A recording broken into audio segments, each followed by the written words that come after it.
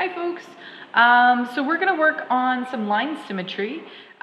Super easy. If you have, you've probably done a lot of this before in elementary. You may have done this in art class. So we're just going to take the math that we find in art, and we're going to talk about it today. And we're going to be moving towards doing a little bit of an art project, which math and art are very much linked together. So there's a lot of words in this booklet, and it's so that you guys can do it on your own. If I'm here, obviously we're going to go through each one of these. So if you're a little worried about all the words, don't worry about it. But if you read it, it's really good because it takes you through step by step. So we're going to talk about line symmetry today. So symmetry is when we look at something and it's the exact same on either side of a reflection line. So the symmetry, there's all kinds of things that have symmetry, lots of things in nature that have symmetry. We're going to use some basic things here. So it's a reflection. It's a reflection. So it looks exactly the same on one side as it does the other.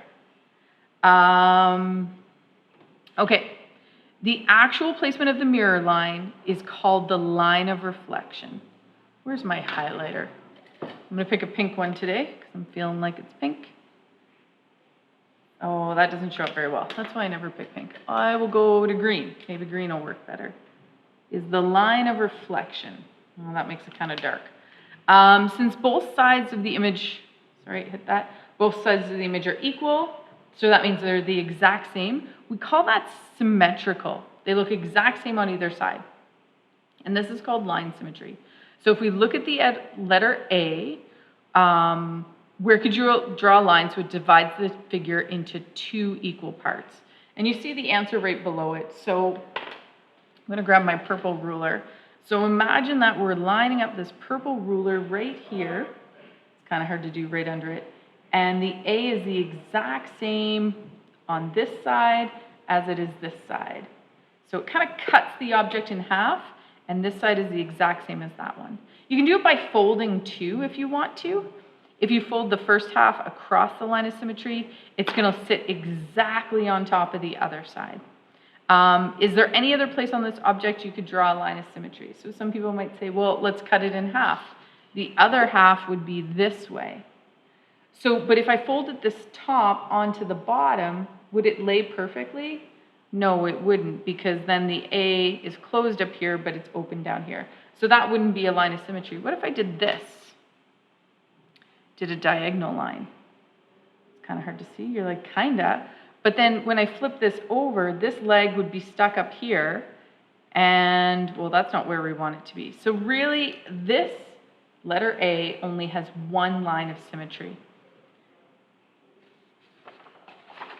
Okay, next page. Okay, consider the letter D.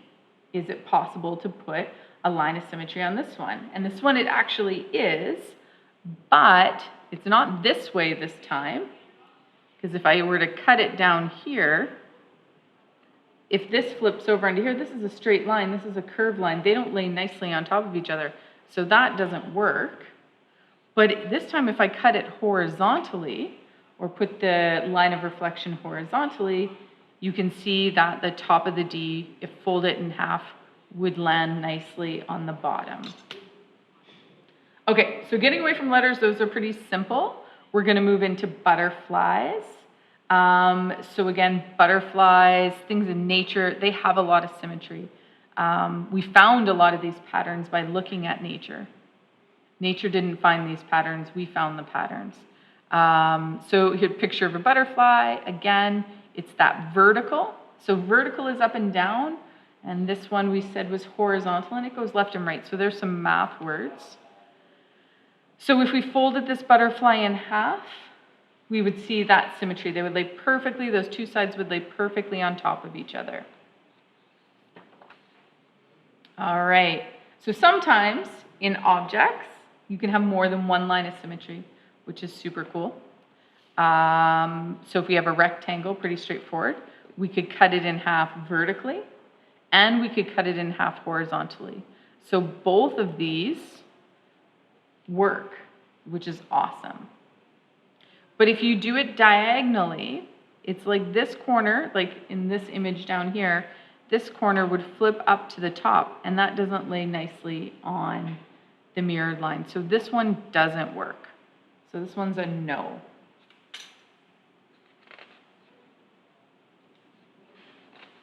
All right, last example. Really quick lessons, super easy stuff.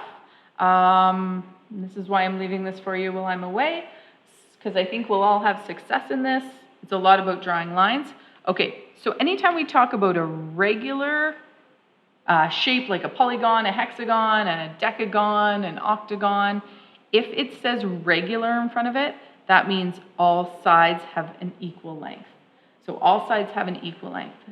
So if we use our ruler, we could draw a line through one angle to the opposite vertex. And we know in math that vertex means it's just a fancy math word for corner. So I went from this corner to this corner. But there's other options. If I laid this one on here, I could go this way.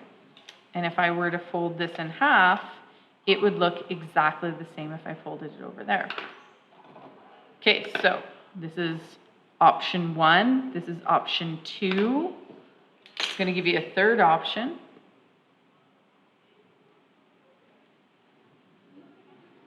If I did that one, it would flip in half. That's pretty exciting. I'm just trying to find other colors here. Let me grab a teal. So I've got this corner to this corner, this corner to this corner. What if I did these two corners? They're still corners, but that's a really small side of the hexagon, and this is a really big side. So if this flipped over here, it wouldn't match perfectly, so you got to be careful. We also could go not through a vertex. We could go here.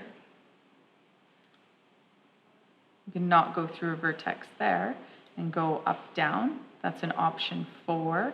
And then, so then that gets even fancier, is that we start going through not vertexes, but the centers. Holy Hannah, now we have a lot more. So that's 6. Okay. I think that's all. I think that's all that I can think of right at the top of, off the top of my head. So that shows that you can have many lines of symmetry. So this is line symmetry. We're going to do rotational symmetry next, but you guys have an assignment to go with this. This is your warm-up activity, and then this is your assignment. You can do the assignment right on these pages because sometimes you'll have to draw the lines right on them. I don't expect you to redraw it. So do your warm-up, then do your practice, and that's the lesson for today.